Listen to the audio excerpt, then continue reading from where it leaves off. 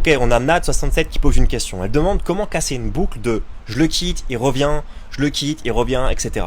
En fait, Nad, t'es pas coincé dans une boucle avec lui, t'es coincé dans une boucle avec toi-même. Ok? Lui, il fait exactement ce qu'il a toujours fait. Il revient quand il perd quelque chose, et puis il repart de la relation quand il a plus peur de perdre. Et toi, tu fais exactement aussi la même chose que tu as toujours fait, c'est-à-dire tu le quittes quand tu souffres, et puis tu acceptes son retour quand tu as peur d'être seul. La boucle, c'est pas la relation, la boucle, c'est la peur de la solitude plus l'espoir qu'il change. Et tant que ces deux choses, elles restent plus fortes que ton amour pour toi, eh bien la porte, elle restera ouverte. En fait, il reviendra jamais pour te choisir, il reviendra vers toi pour pas être seul.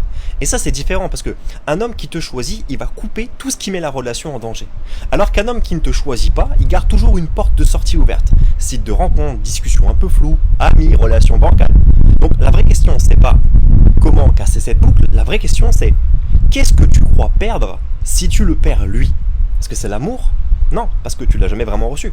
Est-ce que c'est la sécurité? Non plus, parce que tu étais déjà en insécurité permanente. Est-ce que c'est la connexion? Normalement non, parce que tu étais seul même quand il était là. En fait, ce que tu perds, c'est juste l'illusion de pas être seul. C'est la seule façon de briser cette boucle, en fait, c'est de fermer la porte émotionnellement, pas juste physiquement. Ça veut dire arrêter d'espérer qu'il change.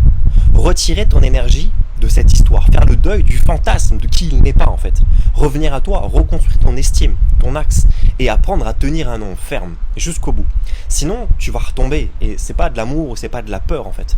C'est exactement ce qu'on travaille dans les accompagnements de groupe que je propose. C'est pourquoi tu restes dans des relations dans lesquelles tu souffres.